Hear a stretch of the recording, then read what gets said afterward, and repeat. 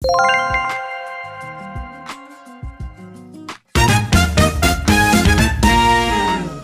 Arya Muhammad Ridho. Saya Nur Anissa Marliani. Saya Dwi Cahayasata.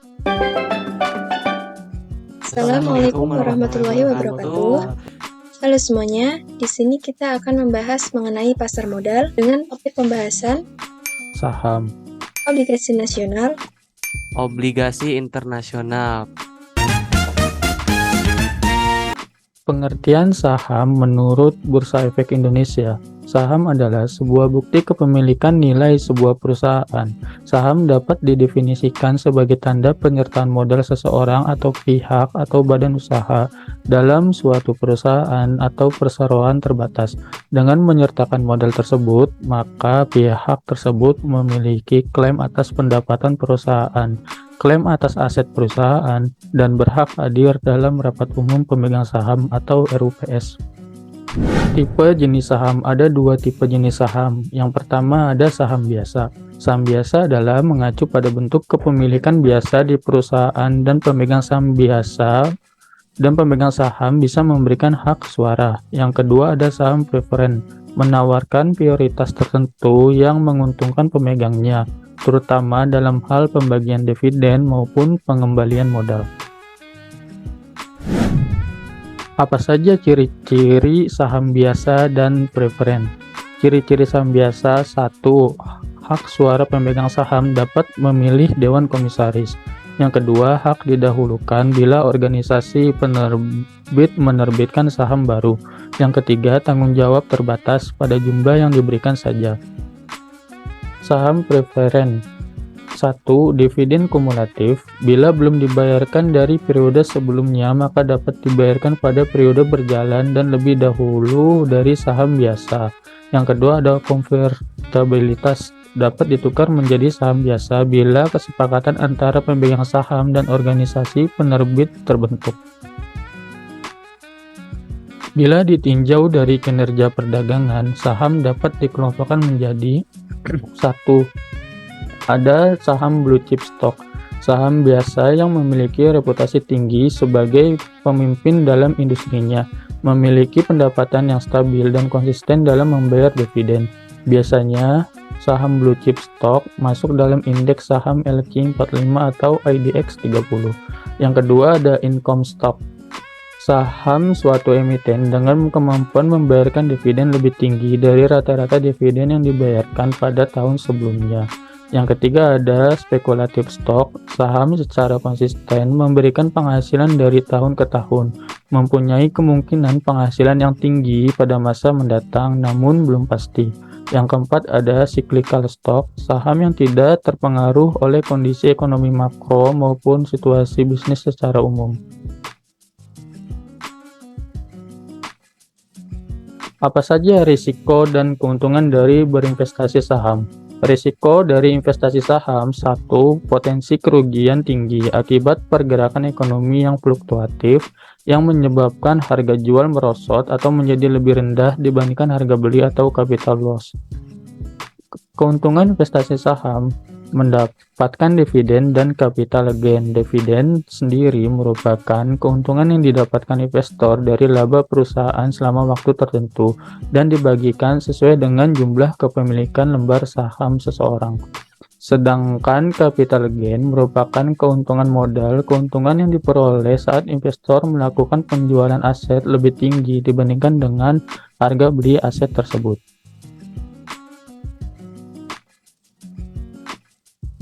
Apakah masyarakat umum dapat membeli saham? Masyarakat dapat membeli saham biasa di Bursa Efek dengan melalui sekuritas atau broker. Di Indonesia, pembelian saham harus dilakukan atas kelipatan 100 lembar atau disebut juga dengan 1 lot. Jadi, jika masyarakat umum ingin membeli saham, minimal pembelian saham yaitu 100 lembar atau sama dengan 1 lot saham.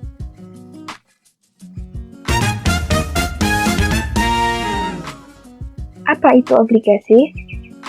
Obligasi adalah surat pinjaman dengan bunga tertentu dari pemerintah yang dapat diperjualbelikan dan berisi janji dari pihak yang menerbitkan efek kepada pembeli untuk membayar bunga pada periode tertentu. Di dalam obligasi ini terdapat dua pihak. Yang pertama, debitur. Debitur ini sebagai penerbit obligasi, dan kedua, kreditur, yaitu sebagai pembeli obligasi. Jenis-jenis obligasi berdasarkan penerbitnya. 1. Pemerintah atau biasa dikenal dengan surat berharga negara, yaitu surat utang yang pemerintah Republik Indonesia keluarkan untuk membuka kesempatan kepada masyarakat luas dalam berpartisipasi atas pembangunan negara. Yang kedua, korporasi, yaitu surat utang yang dikeluarkan oleh perusahaan dengan tingkat risiko dan penawaran return lebih tinggi dibandingkan dengan surat berharga negara. Yang ketiga, daerah, yaitu surat utang yang diterbitkan dari pemerintah daerah dengan tujuan untuk melakukan pembangunan. Sedangkan berdasarkan prinsipnya, obligasi ini terdapat dua jenis. Yang pertama, konvensional, yaitu surat utang yang diterbitkan oleh pihak tertentu untuk mendapatkan pinjaman sebagai tambahan modal dengan perjanjian memberikan imbal hasil atau bunga kepada investor dalam jangka waktu tertentu. Yang kedua, syariah, yaitu surat utang di mana imbal hasilnya ini berupa sewa atau ujrah yang perhitungannya berdasarkan dengan prinsip syariah. Selanjutnya, jenis-jenis obligasi di Indonesia. Pertama, obligasi rekap, yaitu obligasi yang diterbitkan dalam rangka program rekapitalisasi Indonesia. Yang kedua, surat uang negara, yaitu obligasi yang diterbitkan untuk membiayai defisit APBN. Yang ketiga, obligasi retail Indonesia, yaitu obligasi yang diterbitkan untuk membiayai APBN namun dengan nominal yang lebih kecil dibandingkan dengan surat uang negara. Yang keempat, surat berharga syariah negara, yaitu obligasi yang diterbitkan untuk membiayai APBN dengan berdasarkan prinsip syariah. Karakteristik obligasi. Obligasi ini terdapat beberapa karakteristik. Yang pertama, periode.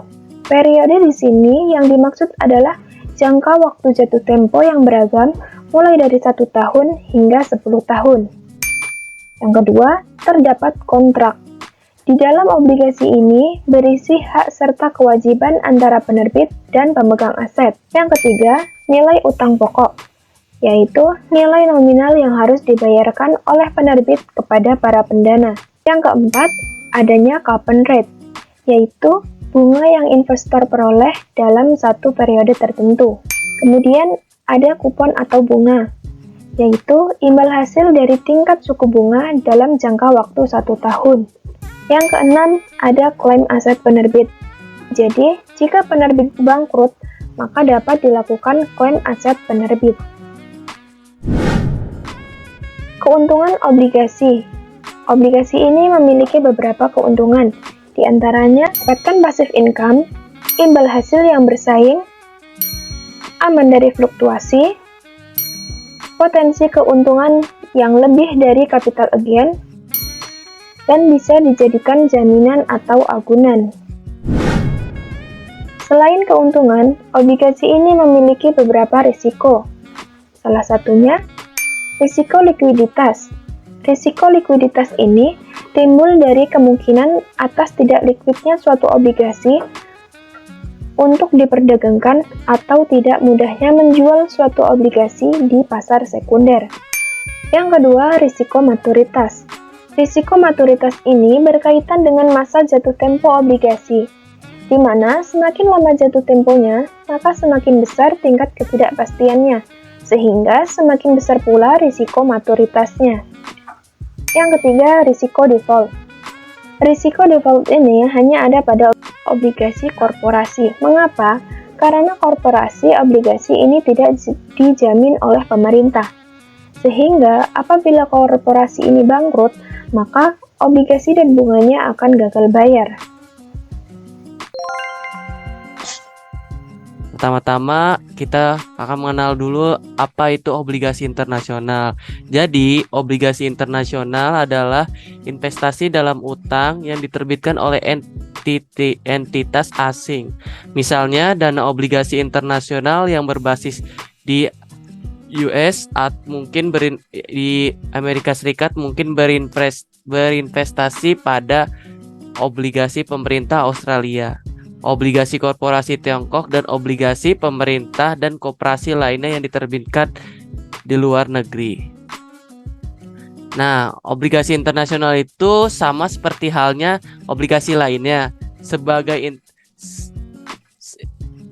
Obligasi internasional juga membayar bunga pada interval tertentu dan membayar kembali jumlah pokok obligasi kepada pemegang obligasi pada tanggal jatuh tempo. Nah, jadi banyak reksadana di Amerika Serikat yang memegang obligasi ini. Beberapa investor membeli obligasi internasional untuk mendiversifikasikan portofolionya dan menambah exposure terhadap investasi asing. Nah, yang selanjutnya ini ada ciri-ciri obligasi internasional. Yang pertama, obligasi internasional umumnya merupakan kewajiban hutang yang diterbitkan oleh entitas non-domestik dalam mata uang aslinya. Nah, yang kedua, sebagian besar obligasi internasional merupakan obligasi korporasi, namun beberapa obligasi pemerintah merupakan aset yang dapat diinvestasikan. Nah, yang terakhir, obligasi internasional menawarkan diversifikasi portofolio tetapi memiliki resiko mata uang. Nah, itu adalah ciri-ciri dari ketiga obligasi internasional. Nah, selanjutnya yaitu ada jenis obligasi internasional. Yang pertama, beberapa kategori obligasi internasional yang paling menarik bagi investor di Amerika Serikat adalah Eurobonds, Global Bond, dan Brady Bond. Yang pertama, Eurobond. Eurobond diterbitkan dalam mata uang selain mata uang asli perusahaan atau penerbit lainnya. Nah, misalnya perusahaan yang berbasis di Swiss yang berencana membangun pabrik di Meksiko mungkin menerbitkan obligasi dalam mata uang peso. Nah, jadi perusahaan ini mendapatkan akses langsung terhadap peso Meksiko yang diperlukan untuk proyek tersebut. Nah, mungkin dengan biaya yang lebih rendah dibandingkan dengan meminjam dari bank di Meksiko. Jadi, investor Meksiko mendapatkan investasi yang tidak melibatkan resiko mata uang dengan menukar franc Swiss dengan peso. Nah, jadi ini bisa menjadi lebih rumit. Misalnya, perusahaan Prancis mungkin menerbitkan obligasi di Jepang dalam mata uang dolar Amerika Serikat, tapi bukan euro. Ini juga merupakan Eurobond atau lebih khusus lagi obligasi EU-dolar. Nah, jadi jenis Eurobond umumnya lainnya adalah obligasi Euro-Yen yang diterbitkan dalam Yen Jepang dan obligasi Euro-Swiss yang diterbitkan oleh franc Swiss. Nah, ini contoh uang Yen Jepang. Nah, 1000 yen Jepang. Nah, selanjutnya yaitu obligasi global. Nah, tadi kan yang pertama Eurobond, selanjutnya yaitu obligasi global. Apa itu obligasi global? Obligasi global itu mirip dengan Eurobonds, tetapi obligasi global juga dapat diperdagangkan dan diterbitkan di negara yang mata uangnya digunakan untuk menilai obligasi tersebut. Misalnya, obligasi global dapat diterbitkan oleh perusahaan Prancis dalam mata uang dolar Amerika Serikat dan ditawarkan kepada investor di Jepang dan Amerika. Nah, tadi adalah jenis dua obligasi. Yang pertama Eurobond dan yang kedua obligasi global. Selanjutnya atau yang terakhir yaitu ada obligasi Brady. Obligasi Brady adalah surat utang negara dalam mata uang dolar Amerika Serikat dan didukung oleh obligasi Treasury Amerika Serikat, namun diterbitkan oleh negara lain. Diklasifikasikan oleh Federal Reserve sebagai jenis obligasi pasar negara berkembang. Obligasi ini diciptakan oleh Amerika Serikat untuk membantu negara-negara berkembang yang memiliki utang luar negeri yang membebani. Jadi, sebagian dari program yang dikembangkan pada tahun 1989 dan dinamai menurut nama Menteri Keuangan saat itu, yaitu Nicholas Brady. Obligasi ini dimaksudkan untuk membantu negara-negara berkembang merestrukturisasi utang mereka dan mencapai stabilitas keuangan. Nah, tadi adalah 3 obligasi, yaitu pertama Eurobond. Ini ada 3 jenisnya, yaitu pertama Eurobond, yang kedua obligasi global, dan yang 3 obligasi Brady. Nah, jadi diingatkan lagi, yang pertama itu Eurobond, yang kedua obligasi global, dan yang ketiga obligasi Brady. Terima kasih telah menyaksikan video kami. Semoga dapat menambah wawasan bagi kita semua. Wassalamualaikum warahmatullahi wabarakatuh.